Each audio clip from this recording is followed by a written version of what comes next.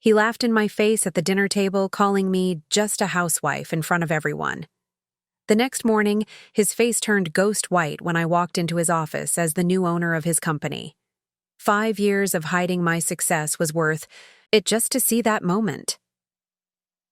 The elegant dining room of Le Rêve buzzed with conversation, crystal glasses clinking against fine china as Carter Stewart held court at the center table.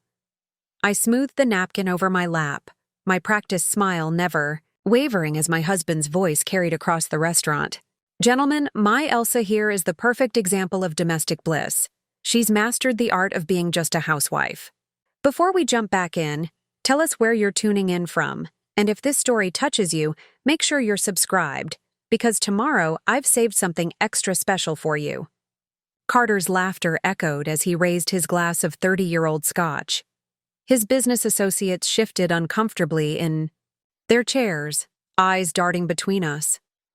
I maintained my composure, the mask I'd perfected over 8 years of marriage firmly in place. To Carter and his colleagues, I was simply the supportive wife who managed our beautiful home, planned his dinner parties, and knew better than to interrupt when the men were talking business. What Carter didn't know, what he had never bothered to discover, was that while he dismissed my little hobby of restaurant investing, I had quietly built Nova Hospitality Group into the fastest-growing restaurant empire on the West Coast. And tomorrow morning, my company would be finalizing its acquisition of Stewart Enterprises, the very company my husband had built his identity around. The irony wasn't lost on me. The woman he considered incapable of understanding balance sheets now controlled his financial future. But for tonight, I would play my part one last time. I would be just a housewife for a few more hours. Tonight's dinner was supposed to be Carter's crowning achievement, impressing Lana Blackwood, CEO of Meridian Investments, whose company was considering a major partnership with Stewart Enterprises. Carter had spent weeks preparing for this meeting, convinced it would cement his reputation as one of the city's most formidable businessmen. "Another round for the table," Carter called to the server, his voice carrying that particular tone of condescension he reserved for service staff. He didn't notice how the server's eyes flicked toward me in recognition, or the slight nod I gave in return. As owner of Le Rêve, I knew every member of my staff by name, but Carter had never once questioned why we always seemed to get the best table despite the restaurant's exclusive reputation. "You know what makes a successful man?" Carter's voice grew louder as he leaned forward, words slightly slurred from his third scotch. "Having a wife who knows her place. Elsa here has perfected it. No ambitions beyond our home, no silly career dreams competing with mine. Just a housewife, and that's exactly what I need." I observed the uncomfortable glances around the table, mentally noting each reaction. Jessie Martinez, Meridian's CFO, twisted her wedding ring, a nervous habit I'd noticed during our private meeting last week. Matt Donovan from Archer Capital checked his watch for the third time. And Lana Blackwood's perfectly arched eyebrow raised just slightly as she caught my eye across the arrangement of orchids. If Carter hadn't been so focused on his own voice, he might have noticed the knowing looks exchanged between me and the executives. If he hadn't been 3 drinks in, he might have questioned why Meridian's top brass seemed more interested in his wife's reactions than his rehearsed pitch about market penetration strategies. "Sarah here couldn't tell a profit margin from a grocery list," Carter continued, warming to his favorite topic. "Last month she asked me about our company's acquisition strategy. Can you imagine?" He laughed heartily, encouraging others to join in. A few weak chuckles followed. I felt my phone vibrate discreetly in my lap. A message from Chloe Winters, my COO. "Final paperwork signed. We're set for 9 a.m. announcement." Carter's hand fell heavily on my shoulder, with what others might mistake for affection. "Tell them, darling, about that time you tried to understand our quarterly reports." I placed my water glass down with deliberate precision, each movement measured, controlled, just like my response. "Actually," I began, my voice carrying that quiet authority I usually reserved for my own boardroom. I'd love to hear more about Meridian's expansion plans for the restaurant sector. Carter's laugh cut through the air. See what I mean? Adorable. Isn't she trying to participate in business talk? He turned to the table conspiratorially. Next thing you know, she'll be asking about market volatility and acquisition strategies. Lana Blackwood cleared her throat. Actually, Carter, I'd be very interested in hearing Elsa's thoughts on… Lana, Carter interrupted, his condescension thick enough to cut with the steak knives beside our plates. Let's not put Elsa on the spot. She's just a housewife, and a perfect one at that. Knows her place, doesn't try to meddle in things beyond her understanding. The room grew uncomfortably quiet. I caught Jessie Martinez checking her phone beneath the table, no doubt seeing the same message I had received moments earlier. Several executives exchanged meaningful glances, and Matt Donovan was now openly frowning. In fact, Carter continued, oblivious to the tension in the room, I'll tell you a funny story. Last month, Elsa asked me about our company's expansion strategy. Can you believe it? He laughed heartily, encouraging others to join in. I felt my phone vibrate again. Press release drafted for approval. Stock certificates ready for transfer, Carter droned on about my supposed domestic limitations. I reflected on the journey that had brought me to this moment. 8 years ago, when we met, I had already launched my first restaurant. Carter had assumed it was a cute little project, funded by family money, a misunderstanding I never corrected. When that restaurant's success led to a second location, he dismissed it as beginner's luck. By our third anniversary, I owned 10 establishments across the city, operating under the umbrella of Nova Hospitality Group, a connection Carter never made to his wife with the expensive hobby. While he believed I was attending cooking classes and interior design workshops, I was actually closing deals and expanding my empire. The charity lunches he mockingly referenced were actually board meetings. The silly social media hobby he derided had built our restaurant's online presence into industry-leading digital brands. You know what they say. Carter raised his glass again. Behind every successful man is a woman who knows her limitations. And my Elsa here has accepted hers beautifully. No aspirations to be anything more than what she is. Just a housewife. The crystal glasses clinked half-heartedly as the table responded to his toast. I noticed Lana Blackwood's knuckles were white around her glass stem, and Matt Donovan was now openly checking his email. Carter, dear. I spoke up, my voice carrying that quiet authority. Perhaps we should discuss something else. He patted my hand condescendingly. See what I mean? Always looking out for my best interests. That's what a good wife does. Knows when to speak up and when to stay quiet. As dessert arrived, I declined the creme brulee, pleading a slight headache. In truth, I needed to make a quick call to finalize tomorrow's announcement. As I excused myself from the table, Carter's voice followed me. My wife wouldn't understand the complexities of what we do. She's better suited for planning our next dinner party. In the restaurant's private office, my office, though Carter had never bothered to ask why the staff always let me use it. I confirmed the final details with my executive team. The press release was ready. The stock certificates were prepared. By 9 a.m. tomorrow, Stewart Enterprises would officially be a subsidiary of Nova Hospitality Group. I studied my reflection in the mirror, remembering the exact moment 8 years ago when I decided to keep my professional identity separate from my marriage. Back then, it had seemed simpler to let Carter believe what he wanted about his wife's capabilities. But tonight's dinner had confirmed what I'd known for months. The time for hiding was over. As I reapplied my lipstick, my hand steady despite the anticipation building inside me, I could still hear Carter's words echoing. Just a housewife. Tomorrow. Morning? Those would be the most expensive words he had ever spoken. I maintained my composure, the mask I'd perfected over 8 years of marriage firmly in place. To Carter and his colleagues, I was simply the supportive wife who managed our beautiful home, planned his dinner parties. Preparing and narrating this story took us a lot of time, so if you are enjoying it, subscribe to our channel. It means a lot to us. Now back to the story, and knew better than to interrupt when the men were talking business.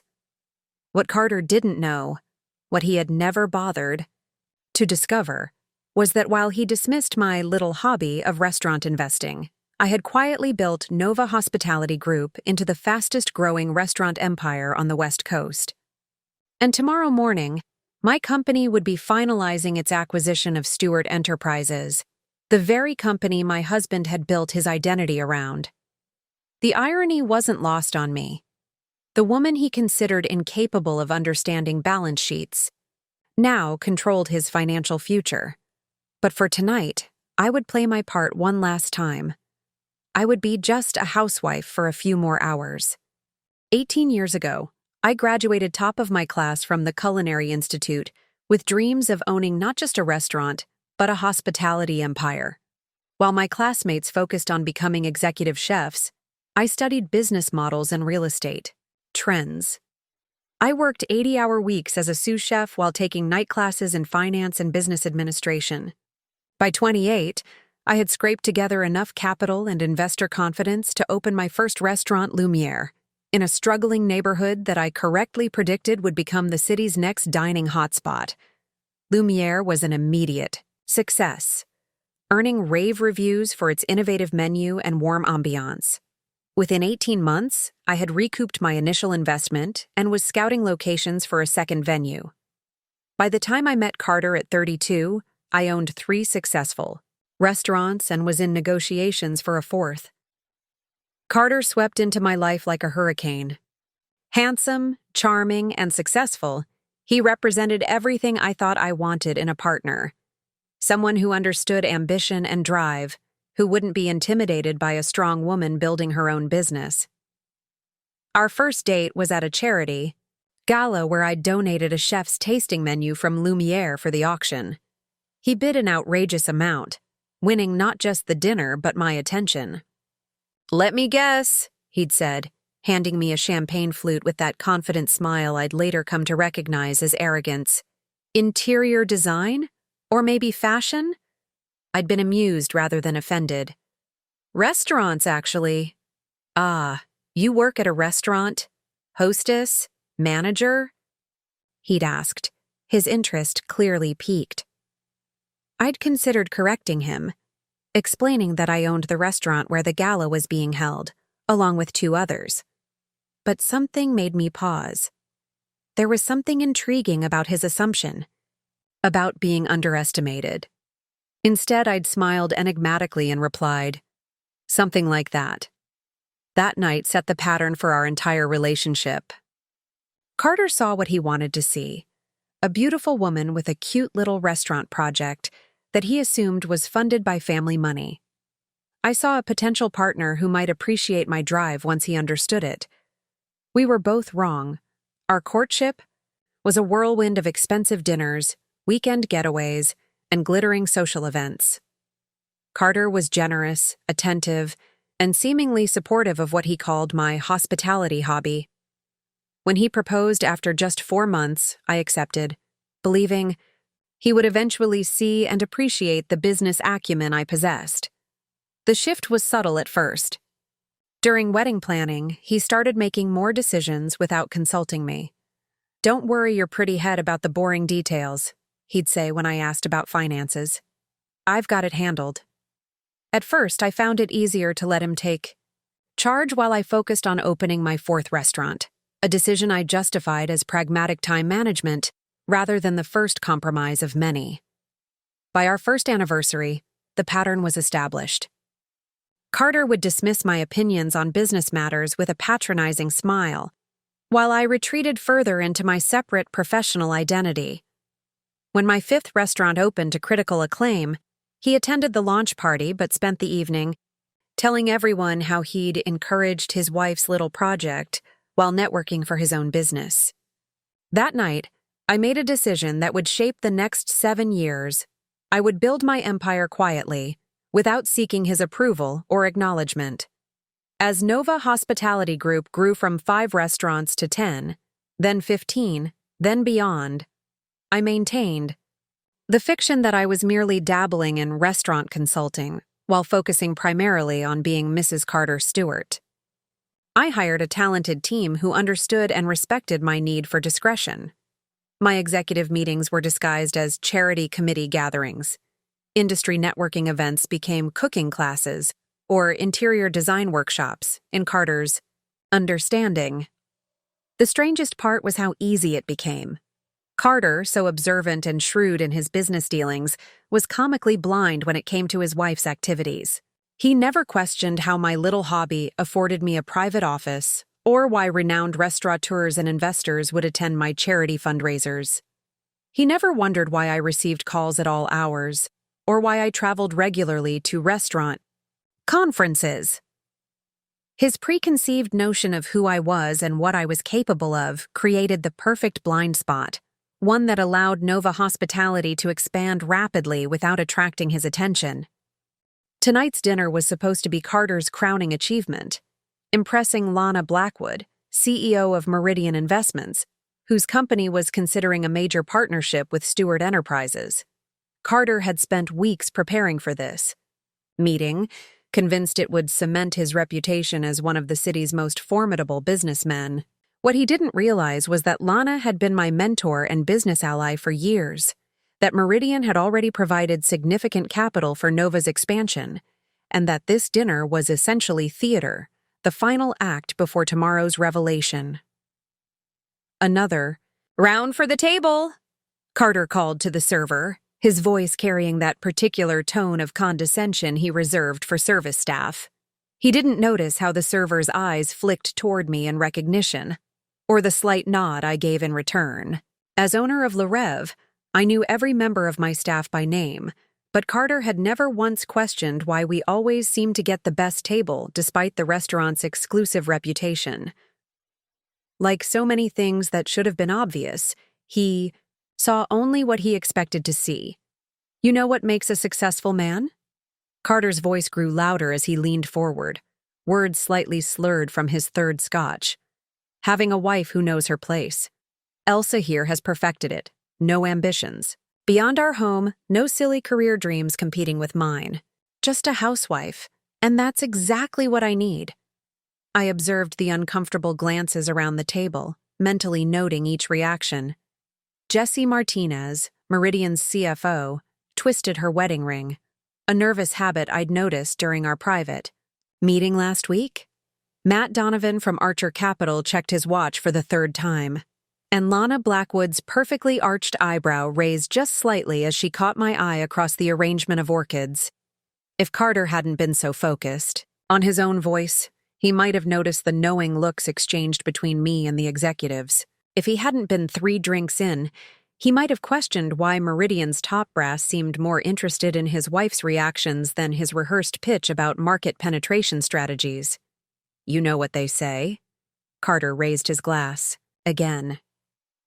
Behind every successful man is a woman who knows her limitations. And my Elsa here has accepted hers beautifully. No aspirations to be anything more than what she is, just a housewife. The crystal glasses clinked half-heartedly as the table responded to his toast. I noticed Lana Blackwood's knuckles were white around her glass stem, and Matt Donovan was now openly checking his email. Carter, dear, I spoke up, my voice carrying that quiet authority. Perhaps we should discuss something else. He patted my hand condescendingly. See what I mean? Always looking out for my best interests. That's what a good wife does. Knows when to speak up and when to stay quiet. As dessert arrived, I declined the crème brûlée, pleading a slight headache. In truth, I needed to make a quick call to finalize tomorrow's announcement. As I excused myself from the table, Carter's voice followed me. My wife wouldn't understand the complexities of what we do. She's better suited for planning our next dinner party. In the restaurant's private office, my office, though Carter had never bothered to ask why the staff always let me use it, I confirmed the final details with my executive team. The press release was ready. The stock certificates were prepared. By 9 a.m. tomorrow, Stewart Enterprises would officially be a subsidiary of Nova Hospitality Group.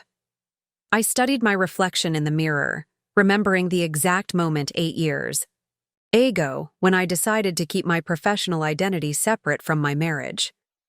Back then, it had seemed simpler to let Carter believe what he wanted about his wife's capabilities. But tonight's dinner had confirmed what I'd known for months. The time for hiding was over. As I reapplied my lipstick, my hand steady, despite the anticipation building inside me, I could still hear Carter's words echoing. Just a housewife. Tomorrow, morning, those would be the most expensive words he had ever spoken.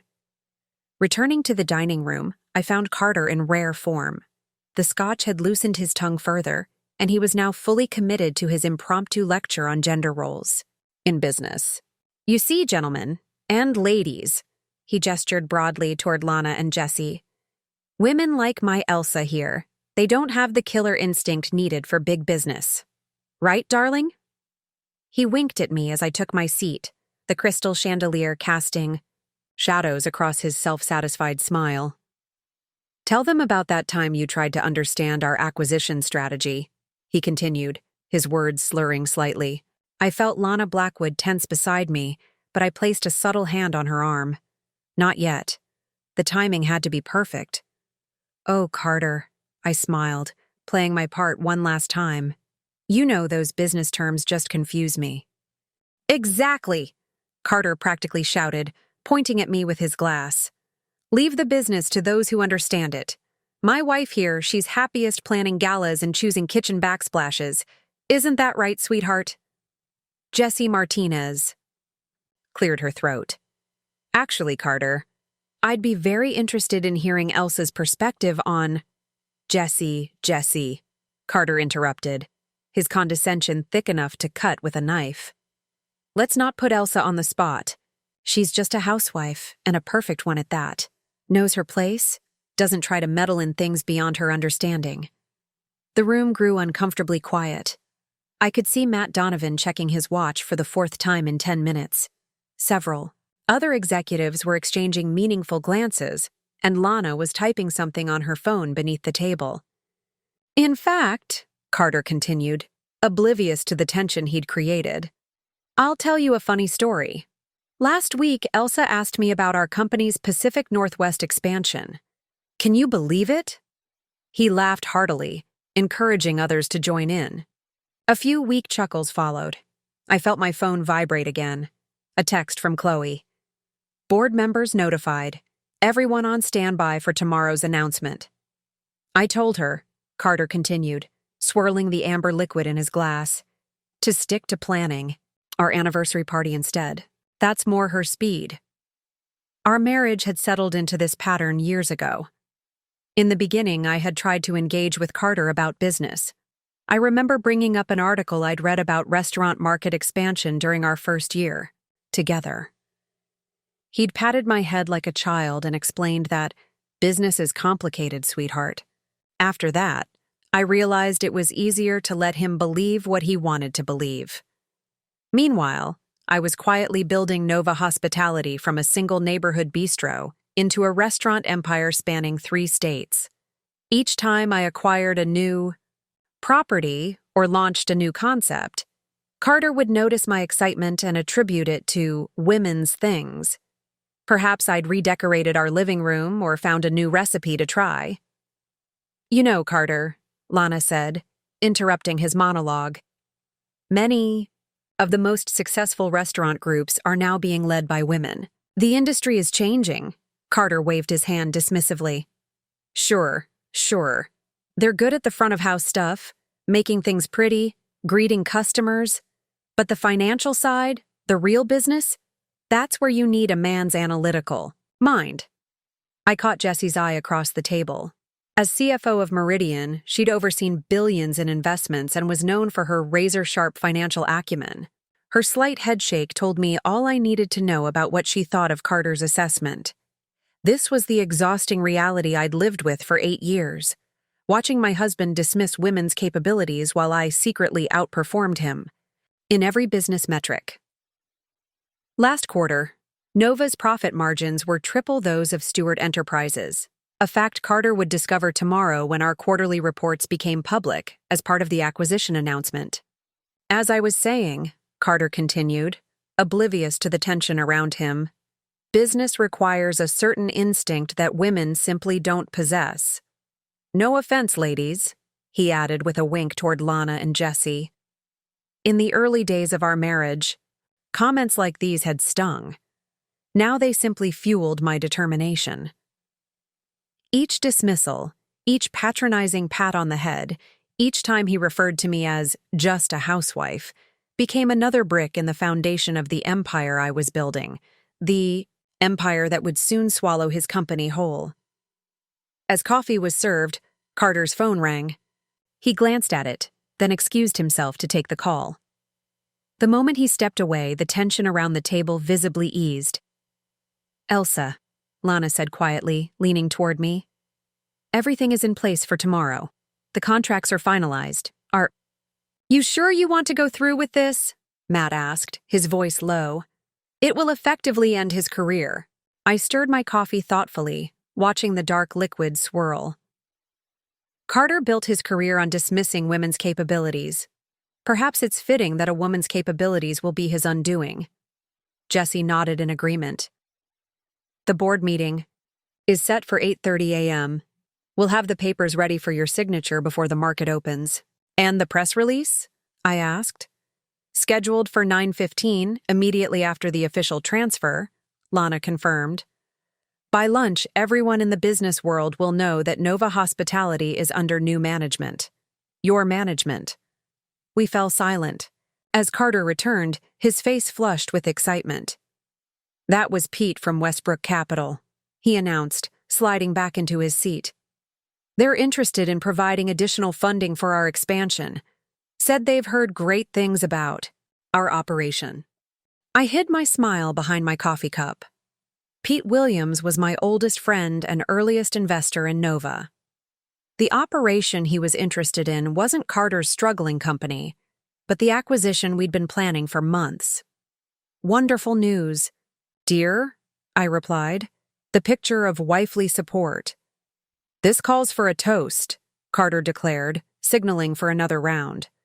To the future of Stewart Enterprises, and to the perfect wife who makes it all possible by knowing exactly where she belongs. The final hour of the dinner was the most difficult to endure. Carter had moved beyond his usual condescension into something more pointed, more deliberately belittling. Perhaps it was the extra scotch, or maybe the false confidence from Pete's call, but he seemed determined to put me in my place more thoroughly than ever before. You know, he said loudly enough for nearby tables to hear. I was talking to my friend Hector last week. He runs that investment firm downtown, and he mentioned how his wife tried to start a catering business. He chuckled. Cute little attempt. Lasted about 3 months before she realized she was in over her head. That's the difference between men and women in business. We understand perseverance, strategy, the long game. I thought about the meeting I'd had with Hector Reynolds last month, where his firm had agreed to finance Nova's next round of expansion. I thought about his wife's cute little attempt, a catering company that she'd sold last year for 8 figures, allowing her to become a silent partner in her husband's firm. I thought about how neither of them had bothered to tell Carter the truth, recognizing, as I had, that some men prefer their comforting illusions. Some women just don't have what it takes, Carter continued, warming to his theme. They get emotional. Take things personally. In business, you need to be cold, calculated. I nodded attentively, thinking about the calculated moves I'd been making for years. Each acquisition, each partnership, each step toward this very moment. Cold? Perhaps, but necessarily so. As the evening drew to a close, Carter was riding high, on his perceived success, completely oblivious to the storm brewing. When the valet brought our car around, Carter handed over a generous tip, his movements loose from the scotch, still chuckling about his clever observations regarding wives and their proper place in the world. That went perfectly, he slurred, sliding into the passenger seat. For once, I was grateful for his drinking. It gave me a legitimate reason to drive, and more importantly, to stop by my office on the way home. "Just need to pick up something I left at my charity office," I said casually as I turned down Fifth Avenue. Carter merely grunted, his head already lolling against the window. He'd never once visited what he called my little charity project in the 8 years since I'd told him I was doing volunteer work. The truth was far more interesting. The gleaming 40-story building housed the headquarters of Nova Hospitality Group. I pulled into the private underground garage, parking in my reserved spot marked CEO. Carter was already softly snoring. "I'll just be a minute, dear," I whispered, though he was far too gone to hear me.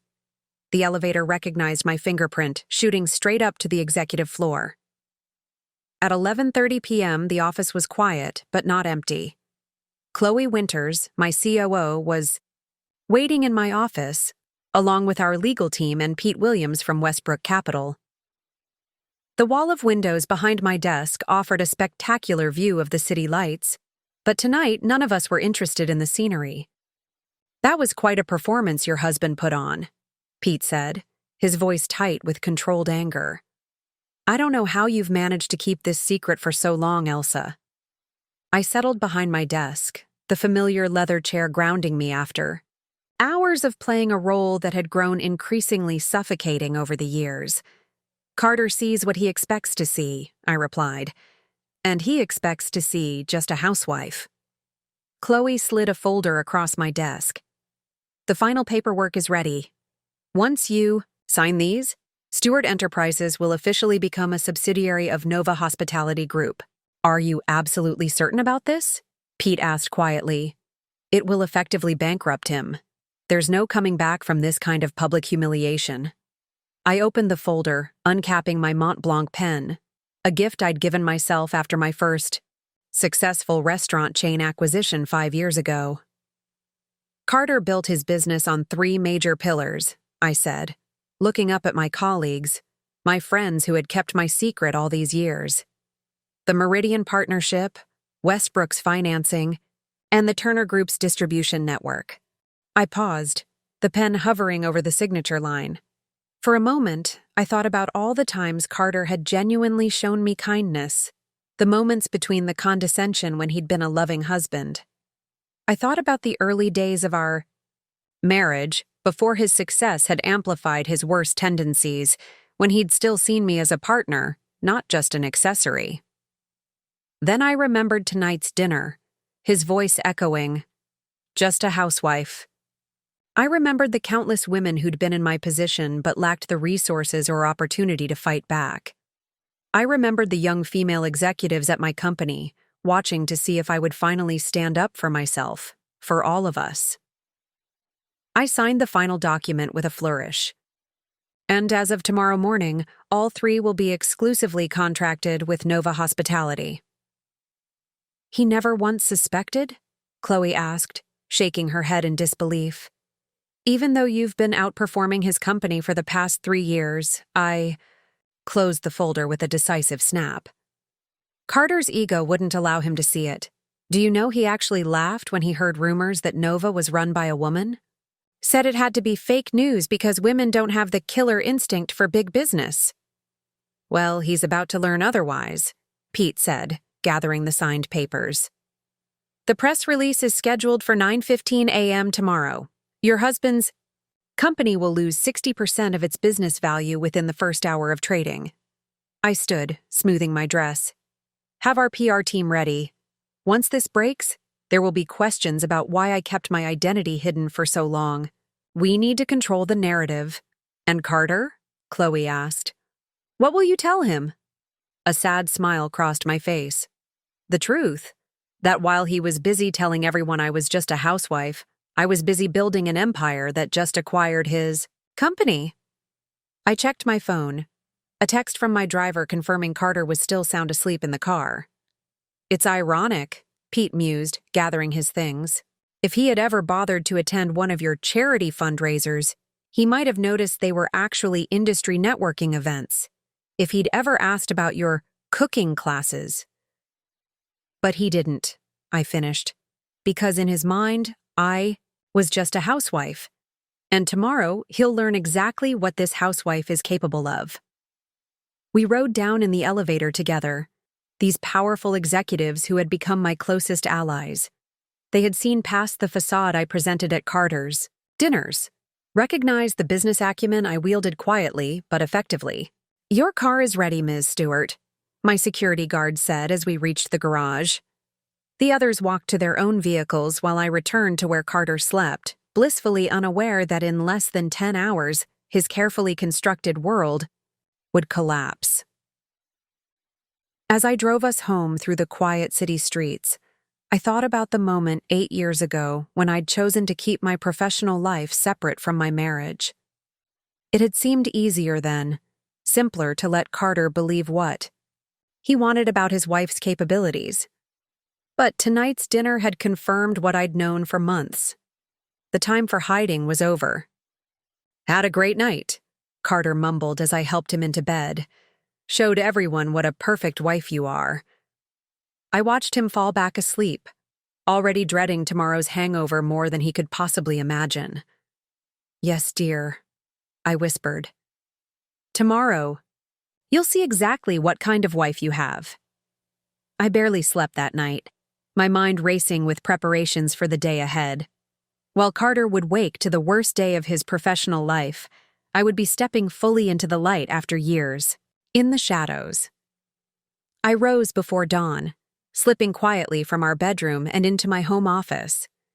The space, which Carter referred to as my little hobby room, contained more evidence of my double life than any other place. Behind a false bookshelf lay a secure computer system that connected directly to Nova's servers. The artwork on the walls, pieces Carter dismissed as decorative, were actually investments worth millions, selected by the same art consultant who curated the collection at Nova's headquarters. I opened my closet, pushing past the demure dresses Carter preferred, to the back section where I kept my executive wardrobe. For today, I selected a tailored navy suit, powerful but not ostentatious. Today wasn't about flaunting power. It was about claiming what had always been mine. By 6:30 a.m., I was dressed and ready. I paused in the doorway of our bedroom, watching Carter sleep. Despite everything, there was a part of me that ached for what might have been. If he had seen me truly, if he had valued me as an equal, if he had ever bothered to look beyond his own assumptions. "Goodbye, Carter," I whispered, though he couldn't hear me. "The housewife is going to work." The early morning streets were quiet as my driver took me to Nova headquarters. Dawn was just breaking over the city skyline, casting long shadows between the skyscrapers. I thought about how long I'd lived in the shadows of Carter's expectations, and how today I would finally step into the light. By 7 a.m., I was in my office at Nova Hospitality Group, watching the early morning light paint the city in shades of gold. My phone hadn't stopped buzzing since I'd arrived. Everyone wanted confirmation that we were moving forward with what the business press would soon dub the housewife coup.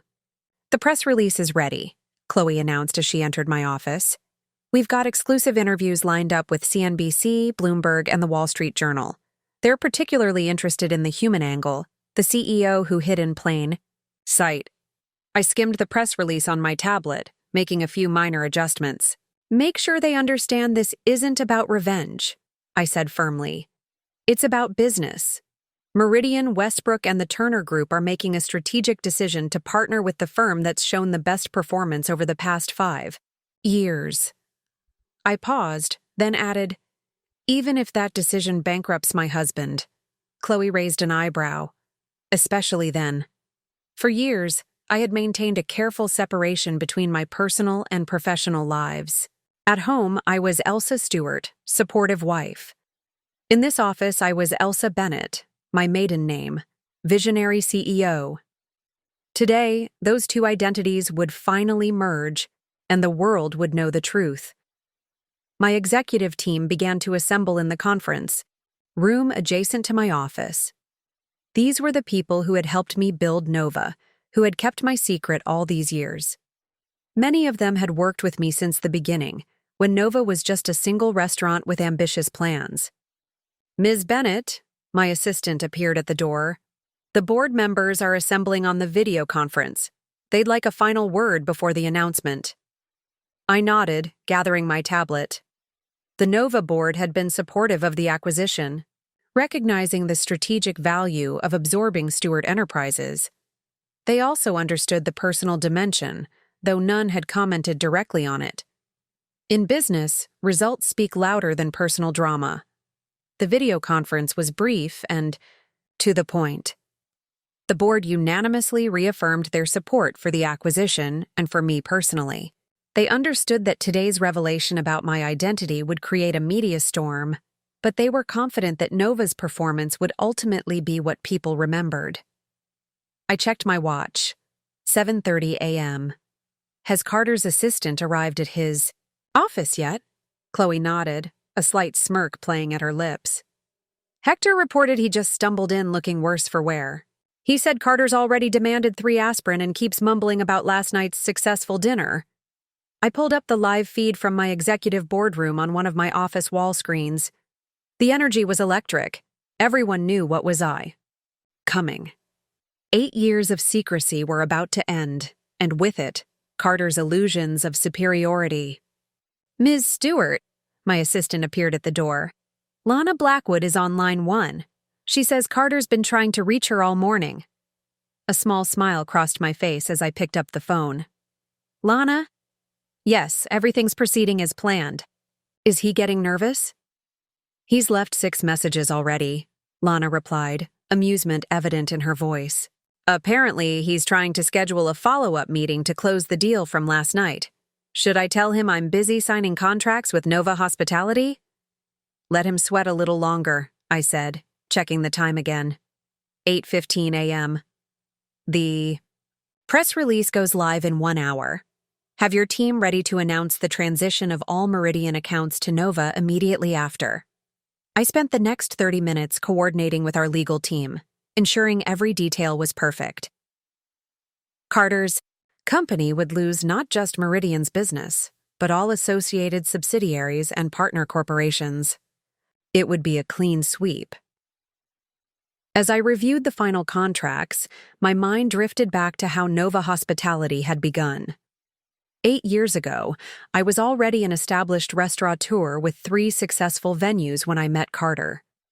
At a charity gala, he had approached me, confident and charming, assuming I was there as someone's date rather than as a donor in my own right.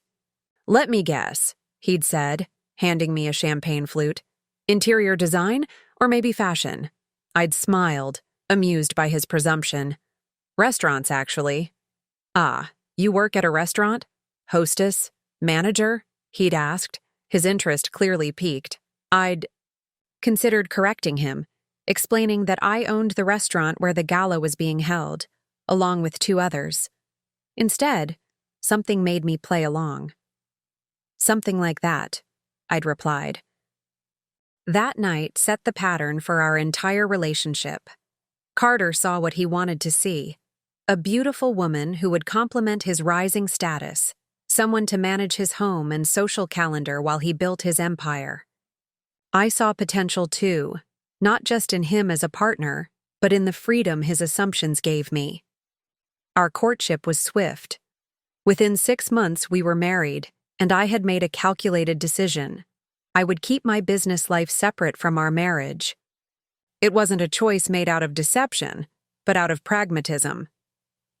The few times I'd tried to discuss business with Carter, he'd patted my hand and changed the subject to something he deemed more suitable for my interests. So I created a new professional identity. Elsa Bennett would continue to run and expand Nova Hospitality, while Elsa Stewart would play the role of devoted wife. It wasn't difficult to maintain the separation. Carter showed so little interest in my activities that I could spend entire days at Nova headquarters without him ever questioning where I'd been. "Just finalizing the menu for your dinner party," I would say, when in reality I'd been negotiating multi-million-dollar financing. "Looking at new curtain samples," I'd explain, after spending the morning acquiring our fourth restaurant location. As Nova grew, so did the complexity of maintaining my dual identity. I established a small office in a separate building that I called my charity headquarters, where Carter could reach me if needed. The real work happened at Nova's downtown high-rise, where my executive team helped maintain the careful fiction of my separate identities. By our third anniversary, Nova had expanded to 15 locations across 3 states. By our fifth, we were the fastest-growing restaurant group on the West Coast, with 32 properties and a reputation for innovation and excellence. All while Carter believed I was occupied with women's work, planning parties, decorating our home, and managing what he assumed was a small charity supporting culinary education for underprivileged youth. That charity did exist. It was one of my proudest achievements. But it was just one small piece of the empire I was building while playing the role of just a housewife. Last year, when Nova began considering expansion opportunities, Stewart Enterprises appeared on our radar. Carter's company owned prime real estate in key markets we wanted to enter, and their business model complemented ours in several strategic ways. The acquisition made perfect business sense. What began as a purely business decision took on a personal dimension as Carter's behavior grew increasingly dismissive. Perhaps his company's struggles were affecting his ego, making him more determined to assert his superiority at home. The more he emphasized my role as just a housewife, the more resolved I became to finally bring my two worlds together. At 8:45, my phone lit up with Carter's face on the screen. I let it ring through to voicemail, imagining his hangover-induced frustration as he tried to figure out why none of his major clients were returning his calls. "Ms. Stewart?" Chloe appeared again. "Everything is in place. The market opens in 15 minutes. Our investors are ready to respond to the volatility we're expecting when the news breaks." I stood, straightening my tailored blazer, a far cry from the demure dress I'd worn at dinner last night. "Tell everyone I'll be on the trading floor for the announcement. They deserve to see this in person." The energy in our corporate headquarters was palpable as I walked through. These people had kept my secret for years, had helped build Nova Hospitality Group into an industry powerhouse, while maintaining the fiction that we were just another restaurant company. Today, they would see their loyalty rewarded. The trading floor at Nova wasn't like those at investment banks. We didn't trade stocks, but we did monitor market movements closely, especially those affecting the hospitality industry.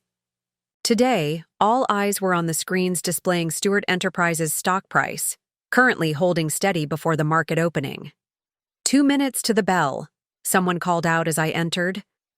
The room quieted momentarily as everyone noticed my presence, then erupted in a spontaneous round of applause. These people knew better than anyone what today meant. Not just the business victory, but the personal vindication.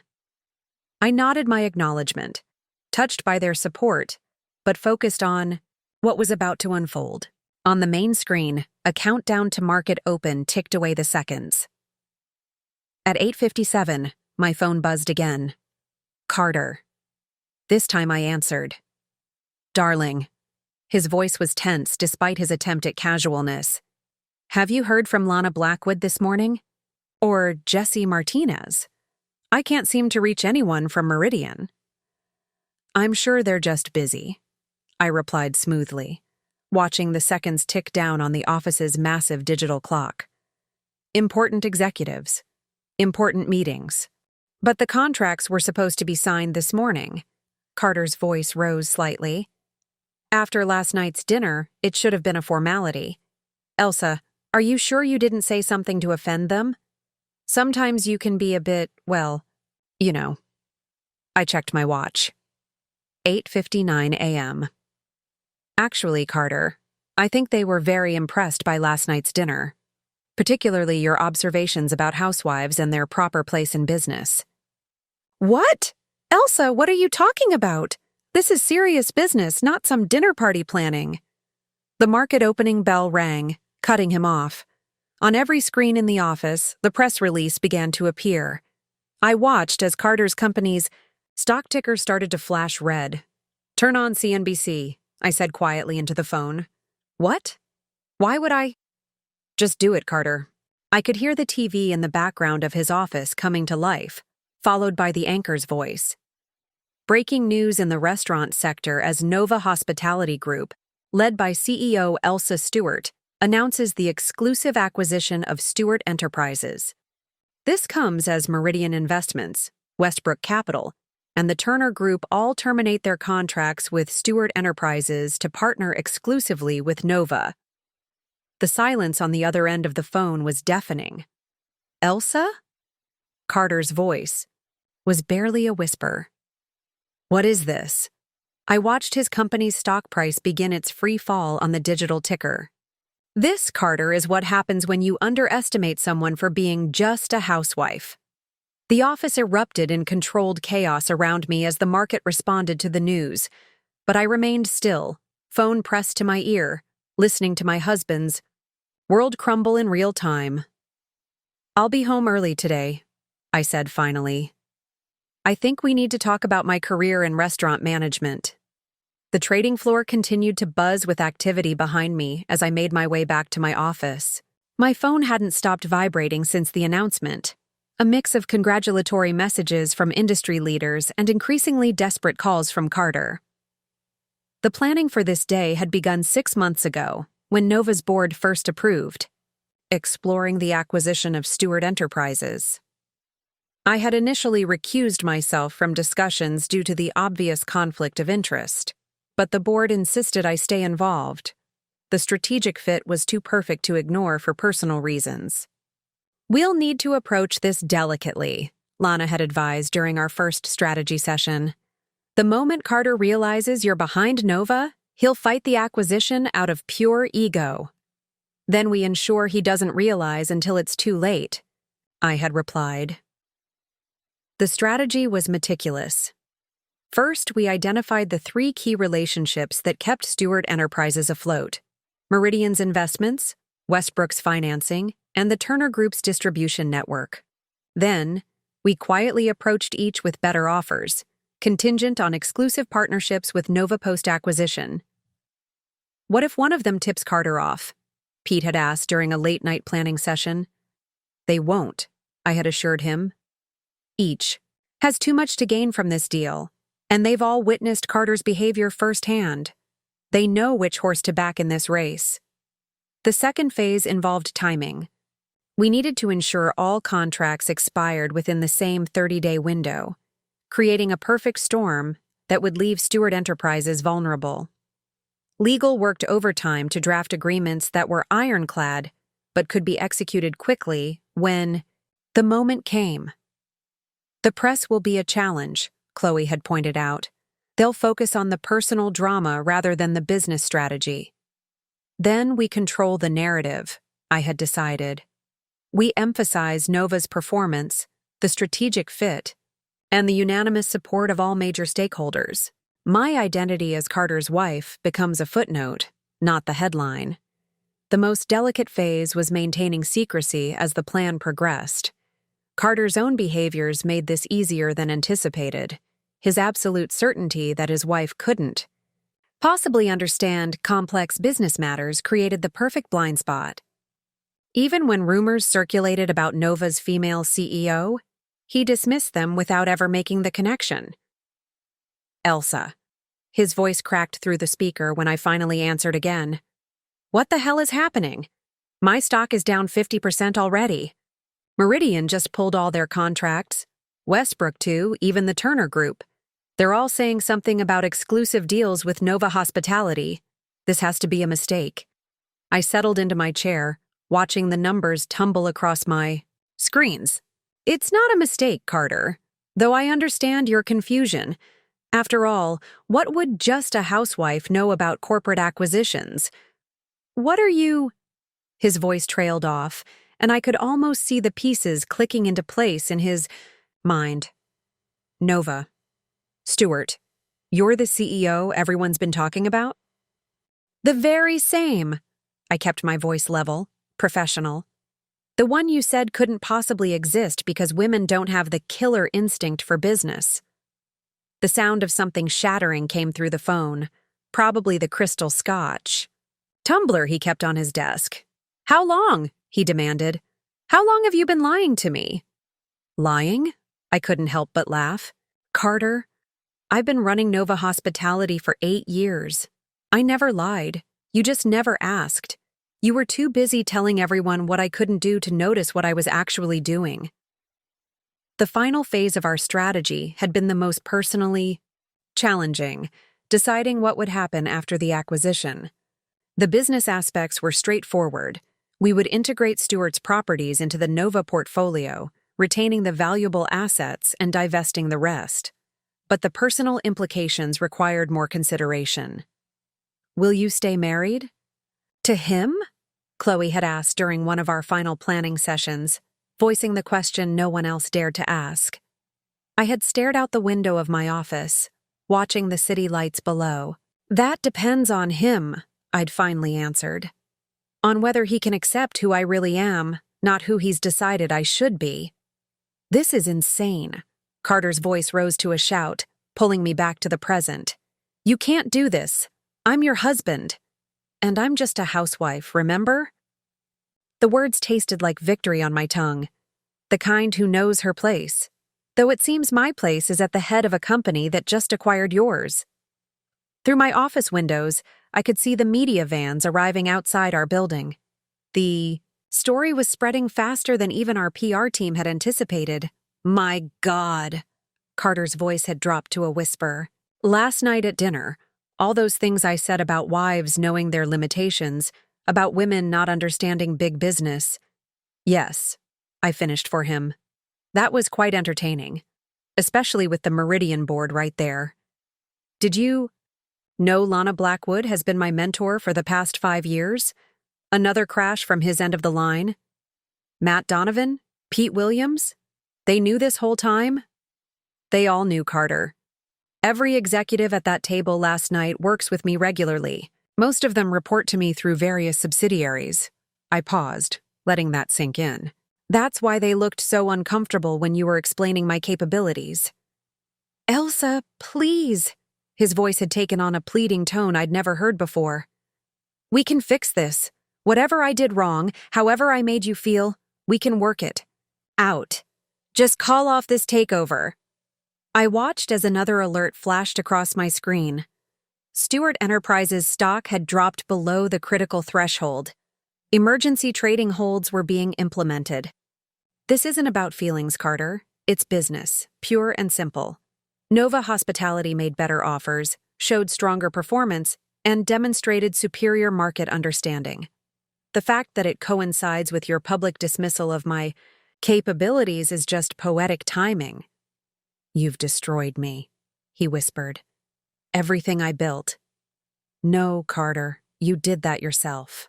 Every time you dismissed me, every time you mocked the idea of a woman in business, every time you declared I was just a housewife, you were digging your own grave. I simply waited for you to finish digging."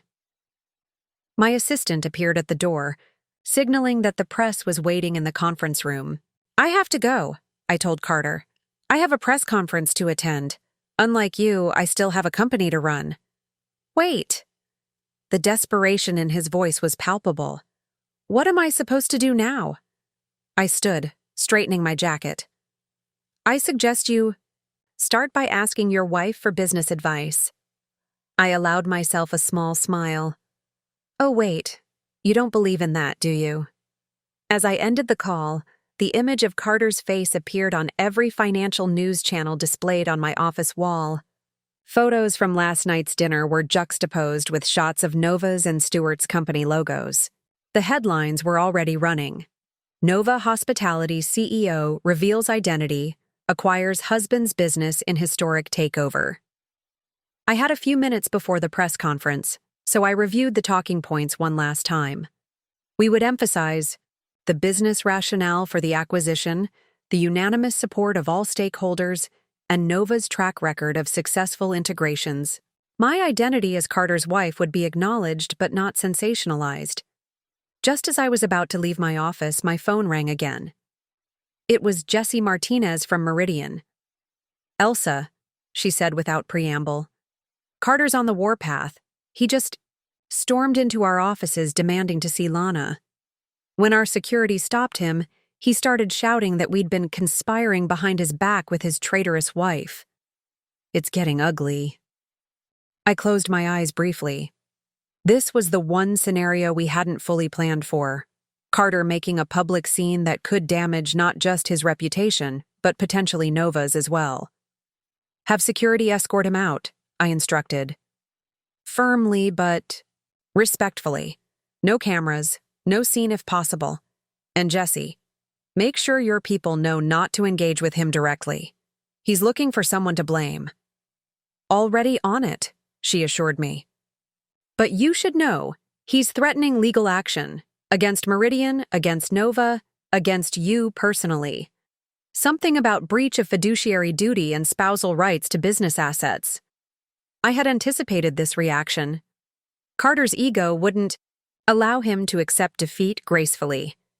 Our legal team had already prepared for various challenges he might mount, including claims to Nova through marital property laws. "Let him try," I said calmly. "Every contract, every business decision has been meticulously documented and is legally sound. He's welcome to waste what's left of his resources on frivolous lawsuits." After hanging up, I received 3 more similar calls in rapid succession, from the Turner Group, from Westbrook Capital, and finally from my head of security. Carter was making the rounds, alternating between threats and pleading, trying to reverse what couldn't be undone. "Ms. Stewart," my assistant appeared again. "Carter is in the lobby demanding to see you. Security is asking for instructions." This was sooner than I expected. I had thought he would exhaust other options before confronting me directly. "Tell them to let him up," I decided. "But have security standing by, and postpone the press conference by 15 minutes. "Are you sure?" Chloe asked, concern evident in her voice. "He sounds pretty volatile right now." "I'm sure," I replied. "He deserves this much at least, to hear it from me directly. Besides, better to have this confrontation in private than in front of cameras." I moved to the window, looking out over the city as I waited. 8 years of marriage, of playing a role, of being underestimated and dismissed, had led to this moment. Part of me felt a profound sadness for what might have been if Carter had ever truly seen me as an equal.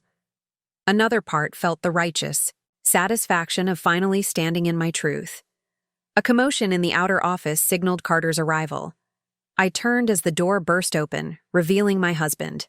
Disheveled, wild-eyed, his normally impeccable appearance in disarray. "How could you do this?" he demanded, his voice raw with emotion.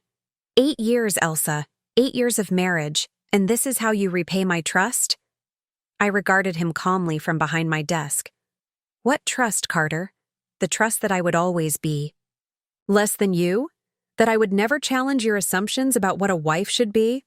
I gave you everything," he shouted, gesturing broadly around him. "A beautiful home, financial security, social status." "No," I interrupted firmly.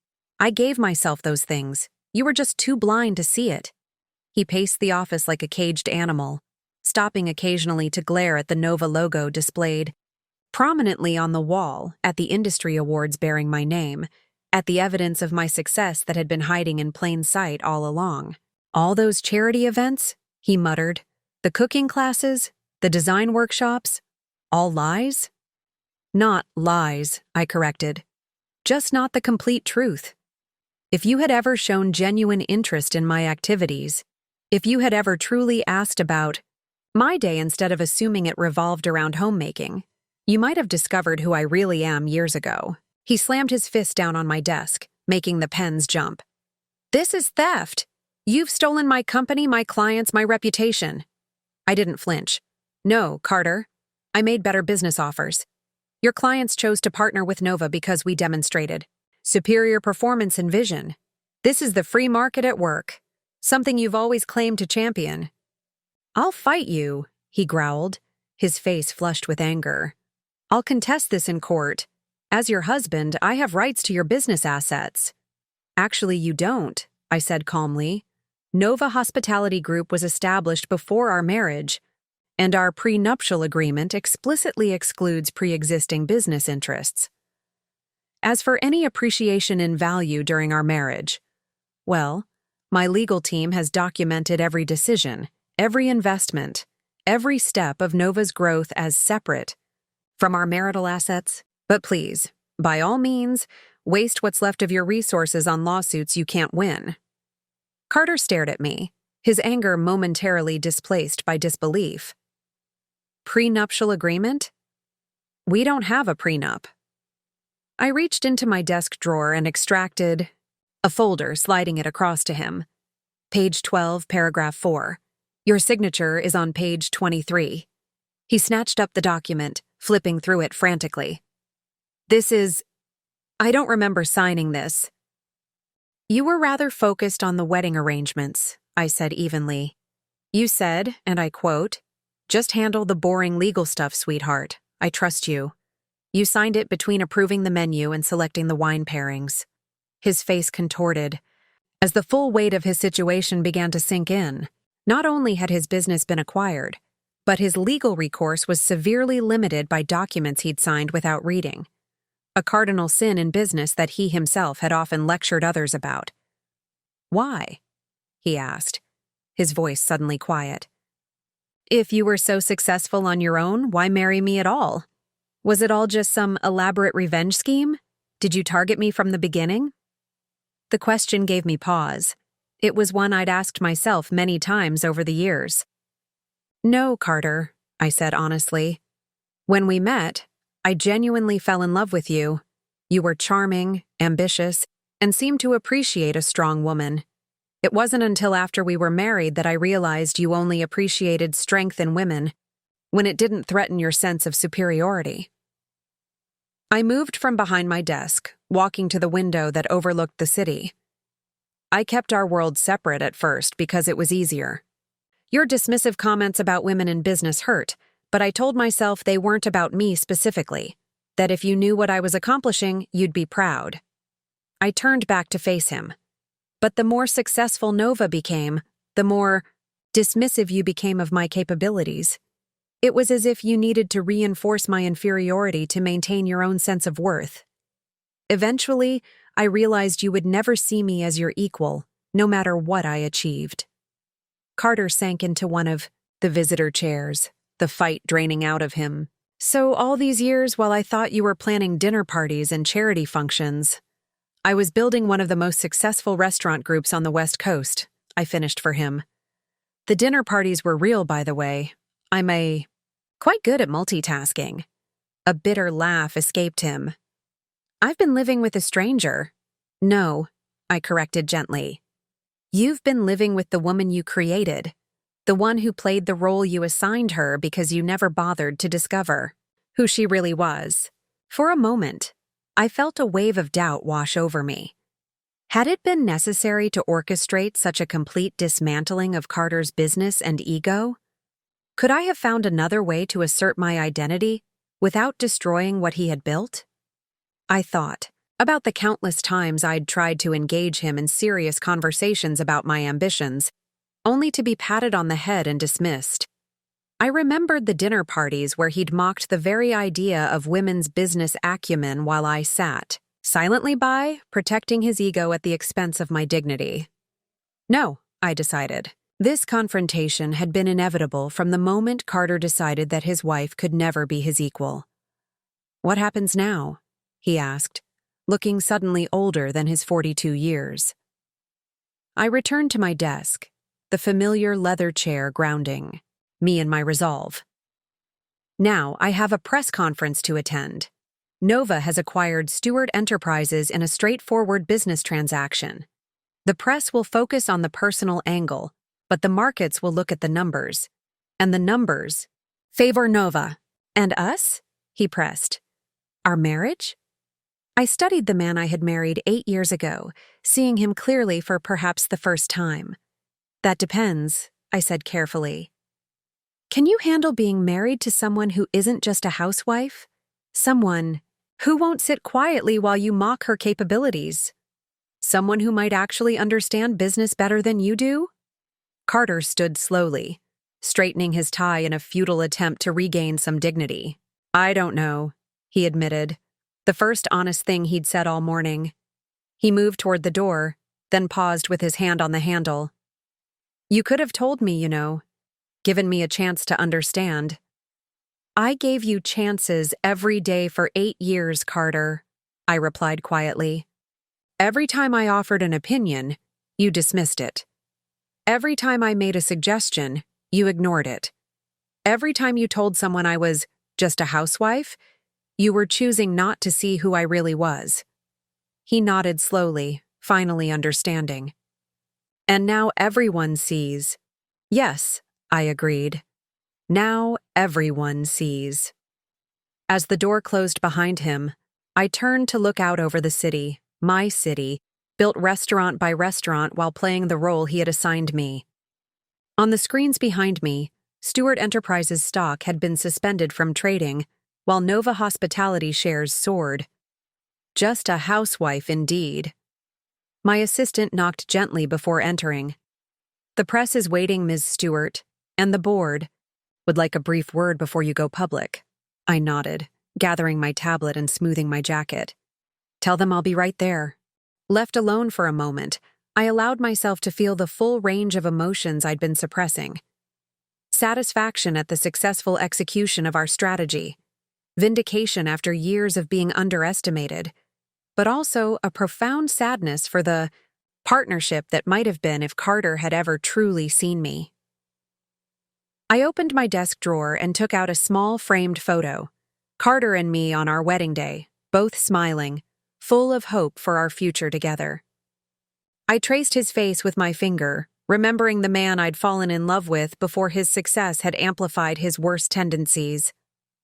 Perhaps someday he would understand that today's events weren't about revenge, but liberation. Not just for me, but potentially for him as well. Liberation from the exhausting performance of superiority he felt compelled to maintain, from the narrow definition of success that had consumed him. Or perhaps he wouldn't. Perhaps he would cling to his anger and resentment, casting himself as the victim of a calculating wife, rather than confronting his own role in creating this situation. Either way, my path forward was clear.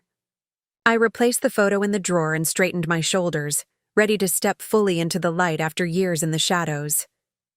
Ms. Stewart? My assistant called from the doorway. It's time. Coming, I replied, leaving behind the last vestiges of doubt. And Angela? From now on, let's use Bennett Stewart. It's time the world knew exactly who I am. I spent the next 30 minutes coordinating with our legal team, ensuring every detail was perfect. Carter's company would lose not just Meridian's business, but all associated subsidiaries and partner corporations. It would be a clean sweep. The planning for this acquisition had been meticulous, executed with a precision that would have impressed even Carter had he known about it. 6 months ago, when Nova's board first identified Stewart Enterprises as a potential acquisition target, I had initially recused myself, citing the obvious conflict of interest. But the board insisted I remain involved. The strategic fit was too perfect to ignore for personal reasons. From a pure business perspective, Stewart complements our portfolio perfectly, our CFO had argued. Their properties are in markets where we want to expand. Their supply chain could be integrated with ours for significant cost savings, and their brand identity could be either maintained for certain demographics or folded into ours where appropriate. She was right, of course. The acquisition made perfect business sense regardless of my personal connection to the company. So I had agreed to lead the process, with additional oversight from the board to ensure complete transparency and proper corporate governance. Every decision, every move had been documented meticulously, knowing that once Carter discovered my role, legal challenges would inevitably follow. Our strategy unfolded in 3 carefully orchestrated phases. First, We identified Stewart Enterprises' three key business relationships. Meridian's investments provided their operating capital, Westbrook's financing underwrote their expansion efforts, and the Turner Group's distribution network kept their supply chain functioning. These partnerships were Carter's pride, relationships he'd cultivated personally and considered unshakable. What he failed to realize was that these same companies had been working with Nova for years, quietly comparing our performance metrics against Stewart's. When approached about potentially shifting their allegiance, all three had required minimal persuasion. Business was business after all, and Nova consistently outperformed Stewart across every meaningful metric. The second phase involved timing. We needed all three relationships to transition simultaneously, creating a perfect storm that would leave Stewart too vulnerable to resist our acquisition offer. Legal worked overtime to ensure the contracts would expire within the same 30-day window, with new agreements with Nova ready to be implemented immediately thereafter. "What if one of them tips Carter off?" Pete had asked during a late-night planning session. "They won't," I had assured him. "Each has too much to gain from this deal, and they've all witnessed Carter's behavior firsthand. They know which horse to back in this race." The third phase, the one we were executing now, involved managing public perception. We prepared two distinct narratives, one focusing on the business rationale for the acquisition, highlighting Nova's track record of successful integrations and the complementary nature of the two companies. The other acknowledging but downplaying the personal connection, framing my identity as a footnote rather than the headline. "The press will be a challenge," Chloe had pointed out. "They'll focus on the personal drama rather than the business strategy." Then we control the narrative, I had decided. We emphasize Nova's performance, the strategic fit, and the unanimous support of all major stakeholders. My identity as Carter's wife becomes a footnote, not the headline. Now, on the eve of the Yaorzhi announcement, every element was in place. The contracts with Meridian, Westbrook, and Turner were signed and securely filed. The press release was drafted, reviewed by legal, and scheduled for distribution at precisely 9:15 a.m. Our investor relations team had prepared talking points for analysts, emphasizing the business case for the acquisition. Human resources had developed transition plans for Stewart employees, identifying key talent to retain and preparing generous severance packages for the rest. Most importantly, our legal team had assembled exhaustive documentation proving that every aspect of the acquisition was conducted with proper corporate governance and disclosures, anticipating the inevitable challenges Carter would mount once he discovered my role. At 8:45, my phone lit up with Carter's face on the screen. I let it ring through to voicemail, imagining his hangover-induced frustration as he tried to figure out why none of his major clients were returning his calls. This was the beginning of the unraveling, the first loose thread that would eventually unravel his entire business tapestry. "Ms. Stewart," Chloe appeared again. "Everything is in place. The market opens in 15 minutes. Our investors are ready to respond to the volatility we're expecting when the news breaks." I stood, straightening my tailored blazer, a far cry from the demure dress I'd worn at dinner last night. This suit, a custom-made navy wool with subtle power shoulders, had been hanging in my office closet for weeks, waiting for this moment, the day I would finally step fully into my public role as Nova's CEO. "Tell everyone I'll be on the trading floor for the announcement. They deserve to see this in person." The energy in our corporate headquarters was palpable as I walked through the open concept office. Engineers paused their coding, marketing. Teams looked up from their campaign planning, and administrative staff stood from their desks as I passed. These people had kept my secret for years, maintaining the fiction that Nova was led by an anonymous CEO, while I played the role of just a housewife in my private life. Today, they would witness the culmination of our collective efforts, the moment when both worlds finally merged. The trading floor at Nova wasn't like those at investment banks. We didn't trade stocks, but we did monitor market movements closely, especially those affecting the hospitality industry.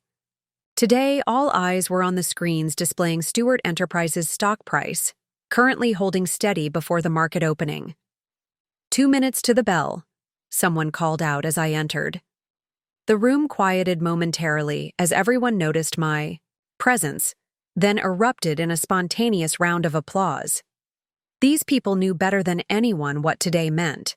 Not just the business victory, but the personal vindication.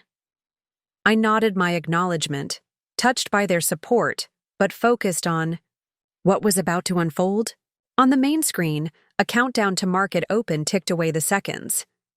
At 8:57, my phone buzzed again. Carter. This time I answered. Darling. His voice was tense despite his attempt at casualness. Have you heard from Lana Blackwood this morning? Or Jesse Martinez?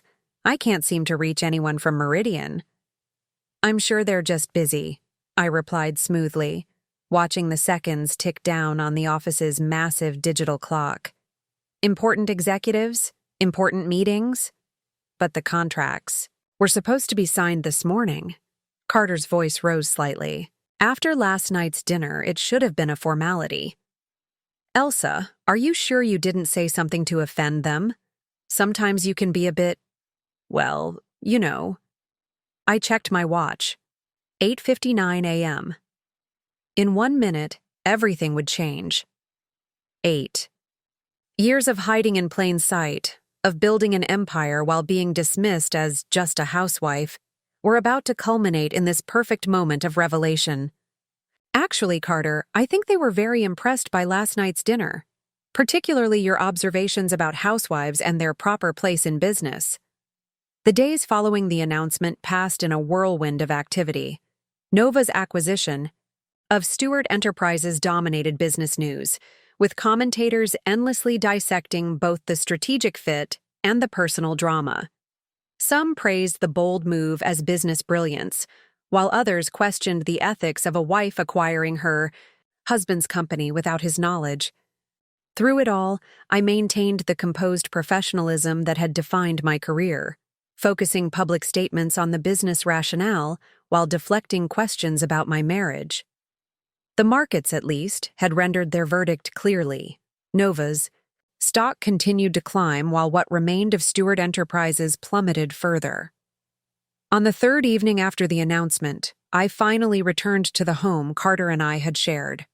I hadn't been back since the morning of the announcement, staying instead in the corporate apartment Nova maintained for visiting executives. But tonight, I needed to retrieve essential items and face whatever remained of my personal life. Ducker. House was dark when I arrived, with no sign of Carter's car in the driveway. Using my key, I entered silently, half expecting to find the place in disarray, a physical manifestation of the chaos I'd brought to his professional life. Instead, the house was immaculate, everything in its proper place. The only evidence of disruption was a half-empty bottle of scotch on the kitchen counter and a single glass beside it. I moved through the rooms that had once defined my role as just a housewife, seeing them now with new eyes. The gourmet kitchen, where I'd hosted Carter's business dinners. The elegant living room where I'd smiled politely while he held forth on topics he believed beyond my comprehension.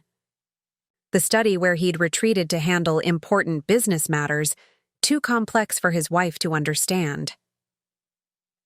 In our bedroom, I found a note propped against my pillow, written in Carter's distinctive hand. Elsa, I'm staying at the lake house while I sort through the wreckage of what you've left me. 8 years of marriage, and I never knew you at all. Perhaps that's on me as much as it is on you. Carter. I sat on the edge of the bed, the note light in my hand, but heavy in its implications. For the first time, Carter was acknowledging his own role in our situation, a small but significant shift from his initial fury. My phone buzzed with a text from Chloe. Final dissolution papers ready for your review. Court date set for next week. The business dissolution was proceeding smoothly, with Nova's integration team already working to absorb the valuable parts of Stewart Enterprises while divesting the rest. The personal dissolution would take longer, not just the legal untangling of our marriage. but the emotional processing of 8 years spent living parallel lives under the same roof. As I packed a suitcase with the essentials I'd need for the coming weeks, I paused at the framed photo on my nightstand, Carter and me on our honeymoon in Santorini, both smiling in the golden Mediterranean sunset. I left it where it stood, a reminder of what had been and what might have been, had either of us made different choices. Tomorrow would bring a new chapter, the first day of living wholly as Elsa Bennett Stewart, no longer compartmentalizing my identity between wife and CEO.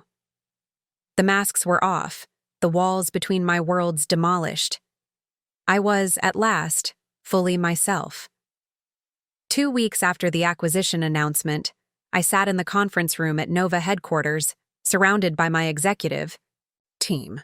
The integration of Stewart Enterprises was proceeding according to plan, with key properties already being rebranded under the Nova umbrella.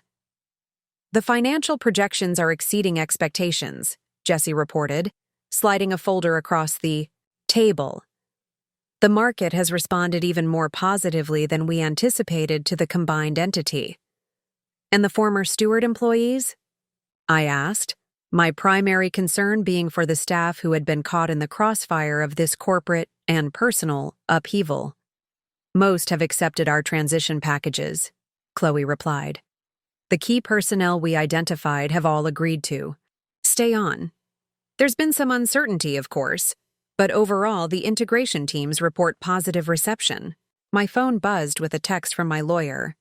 Settlement offer received from Carter's team. Less aggressive than expected. Worth reviewing. I had been bracing for a protracted legal battle, with Carter fighting the acquisition and divorce proceedings every step of the way. This message suggested a potential shift in his approach. Let's take 15, I announced to the team, needing a moment to process this development. Alone in my office, I reviewed the settlement terms my lawyer had forwarded. They were, indeed, surprisingly reasonable. Carter was requesting a fair division of our personal assets, but making no claims on Nova or its acquisition of Stewart. He was, effectively, conceding defeat on the business front. A note was attached at the end of the formal legal document. Elsa, I've had time to reflect. You're right. I never really saw you. I built a narrative about who you were and what you were capable of that suited my own ego. And then I got angry when reality didn't match my fiction. I'm still processing the fact that my wife systematically acquired my company while I was busy underestimating her. Part of me is furious. Another part is, reluctantly, impressed. I'm ready to end this chapter without further battle. Not because I'm being generous, but because I recognize when I'm outmatched. Carter. It wasn't an apology exactly, but it was an acknowledgement. Perhaps the most honest communication we'd had in years. My assistant knocked gently. Ms. Bennett Stewart, the Wall Street Journal profile writer is here for your interview. I took a deep breath, tucking the settlement offer into my drawer. Send her in. The reporter entered, her expression professionally neutral, but her eyes alight with curiosity. Thank you for making time, Ms. Bennett Stewart.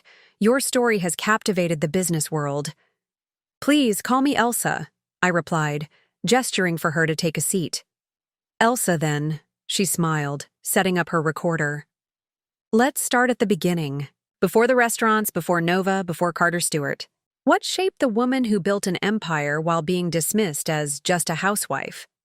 I considered the question, thinking about my journey from ambitious young restaurateur to hidden CEO to public vindication. So many moments had led to this. 1. Each dismissal strengthening my resolve, each success carefully concealed until the perfect moment for revelation. I learned early on, I began, that being underestimated can be your greatest advantage, if you know how to use it.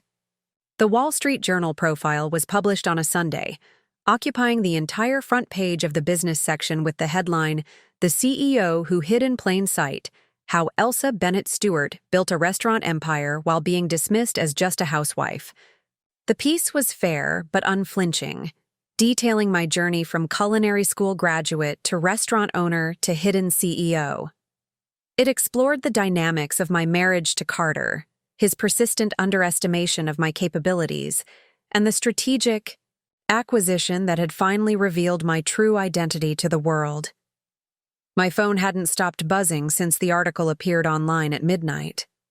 Industry leaders, former colleagues, and surprisingly, several of Carter's business associates had reached out with messages ranging from congratulatory to apologetic. "You've started a movement," Chloe observed, scrolling through social media on her tablet. The hashtag, Not Just a Housewife, is trending nationally. Women are sharing their own stories of being underestimated. I hadn't anticipated becoming a symbol for women's empowerment in business. My decisions had been personal, strategic, calculated, focused on building Nova Hospitality into an industry leader while navigating the constraints of a marriage to a man who couldn't see beyond his own assumptions. Yet here I was, suddenly the face of a larger conversation about gender, perception, and power in the business world. That afternoon, I received an unexpected visitor at Nova headquarters. My assistant's voice came through the intercom, uncharacteristically hesitant. "Ms. Bennett Stewart, Carter Stewart is here. He's asking to see you." I paused, considering my options. Our lawyers had been finalizing the settlement details, but we hadn't spoken directly since the day of the announcement. "Send him in," I decided. Carter entered, looking both familiar and strange. The same man I'd been married to for 8 years, yet somehow fundamentally altered. He'd lost weight, and a touch of gray had appeared at his temples that hadn't been there 3 weeks ago. "I read the article," he said without preamble, standing awkwardly by the door rather than taking a seat. "And?" I prompted, when he didn't. "Continue." "It was illuminating," he admitted. "Seeing our marriage from your perspective, seeing myself through your eyes." I remained silent, waiting. "I came to return this," he said finally, placing a small velvet box on my desk. Inside was the diamond pendant he'd given me on our 5th anniversary. "You left it at the house. It seemed significant." I remembered the night he'd given it to me, right after I'd closed the deal to acquire our 20th restaurant, though he hadn't known that was the reason for my good mood. He'd attributed my happiness to the new kitchen renovation I'd commissioned, never imagining I was celebrating a multi-million-dollar business milestone. "Keep it," I said quietly. "A souvenir of who we were." He picked up the box again, turning it in his hands. "Who were we, Elsa? Was any of it real?" The question caught me off guard with its raw honesty. "Parts of it were," I answered truthfully. "I did love you, Carter. That wasn't a lie. I just couldn't love the box you tried to put me in." He nodded slowly, finally understanding. "The settlement. Papers are signed," he said. "It's done." "Yes," I agreed. "It's done." After Carter left, I stood by the window of my office, watching the city lights begin to flicker on as dusk descended. The finality of his visit, returning the pendant, confirming the settlement, marked the true end of our marriage more definitively than any legal document could. 3 months after the revelation that shook the financial world, I sat in the same office reviewing the latest quarterly reports. Nova Hospitality had not just survived the media storm, we'd thrived in it. Our stock had doubled, and the story of the CEO who built an empire while being dismissed as just a housewife had become legend in business circles. "Ms. Bennett Stewart." My assistant appeared at the door. "The divorce papers have been finalized. They just need your signature." I nodded, accepting the folder he handed me. Carter had finally stopped fighting the inevitable 2 weeks ago, after his failed attempt to claim partial ownership of Nova Hospitality through marriage rights, a suggestion that made every female executive in the city collectively roll their eyes. As I signed the last page, officially ending 8 years of marriage, I felt a complex mixture of emotions. Relief, certainly, sadness for what might have been, but predominantly a sense of freedom, of finally being able to live as my complete self without compartmentalizing my identity to accommodate someone else's limitations. Also, my assistant continued, Time magazine is here for the Person of the Year photo shoot. The irony wasn't lost on me. From just a housewife to Person of the Year in 3 months, the photographer set up while I reviewed the morning's trades. The headline on Bloomberg caught my eye. Stewart Enterprises. Files for Chapter 11. Former CEO steps down. Below it was a photo of Carter leaving his lawyer's office, looking aged beyond his years. Despite everything, I felt a twinge of regret. Not for the acquisition, that had been sound business strategy, but for the relationship that had become so twisted by his inability to see me as an equal. Ms. Bennett Stewart, the Time photographer called, how would you like to be portrayed? I turned to the wall of windows, the city sprawling before me. Just capture me doing what I've always done, running my company. The interview that followed was thoughtful, focusing not just on the dramatic revelation, but on the years of work that led to it, the strategic vision behind Nova's success, and the future of the company post-acquisition. The journalist was particularly interested in the dinner parties. Every major deal we closed started at one of those events, I explained. While Carter thought I was planning menus, I was planning mergers. The business world's biggest players came to my charity functions because that's where the real deals happened. And your husband never suspected? I smiled, remembering Carter's dismissive waves whenever I tried to discuss business. He saw what he expected to see. It's amazing what people will overlook when they've already decided what you're capable of. After the interview, Lana Blackwood stopped by, now a more frequent visitor since the revelation, no longer having to pretend our meetings were about charity events. The business schools want you to speak, she said, settling into the chair Carter had occupied during our last conversation. Harvard, Wharton, Stanford, they all want to hear about the woman who revolutionized how we think about power in business. They want to hear about revenge, I corrected, about a wife taking down her husband. No, Lana shook her head firmly. They want to hear about a brilliant CEO who built something extraordinary while navigating suffocating expectations. The fact that you maintained your cover for 8 years while outperforming every major hospitality group in the region, that's what they want to understand. I glanced at the divorce papers on my desk, now signed and ready to be filed. Carter had finally signed away his claims this morning, accepting the settlement we'd offered. With that, the last tie between us was severed, leaving me free to fully embrace my identity as Elsa Bennett Stewart, no longer compartmentalized between wife and CEO. I'll consider it, I told Lana, though public speaking had never been my preference. I'd always operated best behind the scenes, quietly building while others took center stage. But perhaps that was the old pattern speaking, the habit of hiding my light to accommodate others' comfort. Perhaps it was time to step fully into the spotlight I'd earned. 6 months after the revelation that shook the business world, I stood at the podium in Wharton's largest lecture hall, facing an audience of MBA students eager to hear from the CEO who hid in plain sight.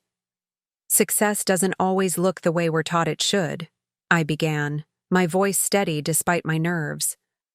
Sometimes it's built in the margins, in the spaces others don't think to look, by people they don't think to take seriously. The students, particularly the women, leaned forward, visibly engaged. I saw in their faces the recognition of a struggle many of them had experienced firsthand. I didn't set out to create a dual identity, I continued, but when faced with persistent underestimation, I made a strategic choice to use that blind spot to my advantage.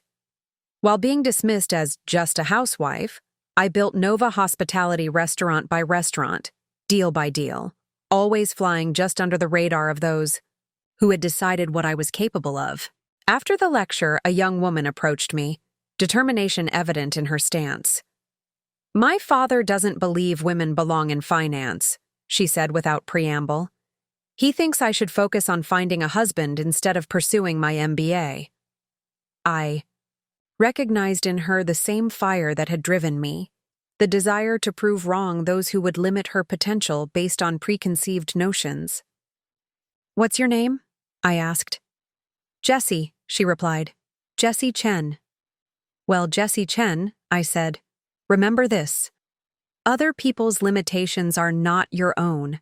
Their inability to see your potential doesn't diminish it." She straightened, something in my words clearly resonating. "Thank you, Ms. Bennett Stewart." "Elsa," I corrected with a smile. "And when you graduate, send your resume to Nova. We're always looking for talent that others have underestimated." As my car pulled away from the campus, my phone buzzed with a text from Chloe. "Merger with East Coast Restaurant Group approved by both boards. You were right. They were more receptive after the quarterly numbers came in." I smiled, looking out at the city passing by. The acquisition of Carter's company had been just one chapter in Nova's story. Now we were writing the next, expanding nationally, innovating within the industry, building something that would outlast any personal drama that had accompanied its growth. 3 months after my Wharton lecture, I sat in the same office where I'd confronted Carter on the day of the announcement, reviewing the latest quarterly reports. Nova Hospitality had not just survived the transition, we'd thrived, doubling our market share and setting industry records for growth. The media storm had finally subsided, with business publications now focusing on our innovative restaurant concepts rather than the personal drama that had initially captured headlines. The story of the Housewife CEO had evolved into a case study taught in business schools across the country, a testament to strategic patience and the power of being underestimated.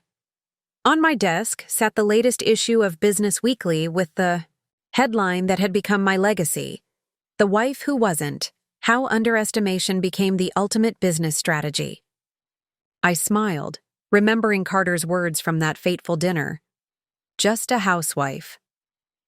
Sometimes the smallest underestimation leads to the biggest fall. My phone rang, the special tone I'd assigned to my newest board member, Jessie Chen. After graduating, at the top of her class, she'd joined Nova as a financial analyst, quickly proving herself indispensable. When a board seat opened, I'd nominated her without hesitation, knowing the fresh perspective she brought would be valuable as we continued to expand. "The London acquisition is finalized," she reported without preamble. "We'll have contracts, ready for your signature by tomorrow morning." "Excellent work," I replied. "How did the previous owners respond to your analysis?" She laughed softly. "They were surprised. Apparently, they weren't expecting someone so young to lead the negotiation." "Their underestimation was our advantage," I noted, pleased that she had learned this most valuable lesson. After finishing the call, I walked to the window that overlooked the city, my city, now dotted with Nova Hospitality properties, each one a testament to what could be built while others weren't paying attention. I thought about Carter, who I'd heard had started a small consulting firm in another state. According to mutual friends, he'd become more reflective, less dismissive of others' capabilities. Perhaps his fall had taught him what my words never could. I thought about the countless women who'd reached out after my story became public, sharing their own experiences of being underestimated, overlooked, dismissed as just a wife, a mother, a secretary, an assistant. Many had been inspired to step out of the shadows, to claim credit for their work, to demand recognition for their capabilities. That, more than any business success, had become my most meaningful legacy, the permission I'd somehow granted others to stop hiding their light, to stop diminishing themselves to make others comfortable. My assistant appeared at the door. "Your car is ready, Ms. Bennett Stewart. The investors are expecting you at 7. I gathered my things, preparing for another dinner where deals would be made, strategies formed, alliances built. But unlike the dinners of my past, I wouldn't be smiling silently while men spoke over me. I wouldn't be playing the role of just anything. I would be exactly who I had always been, A CEO who had proven that the greatest power often lies in being underestimated. Just a housewife, I murmured to myself as I left the office, a smile playing at my lips. Sometimes the smallest labels become the most powerful when you redefine what they mean. Up next, you've got 2 more standout stories right on your screen. If this one hit the mark, you won't want to pass these up. Just click and check them out. And don't forget to subscribe and turn on the notification bell so you don't miss any upload from us.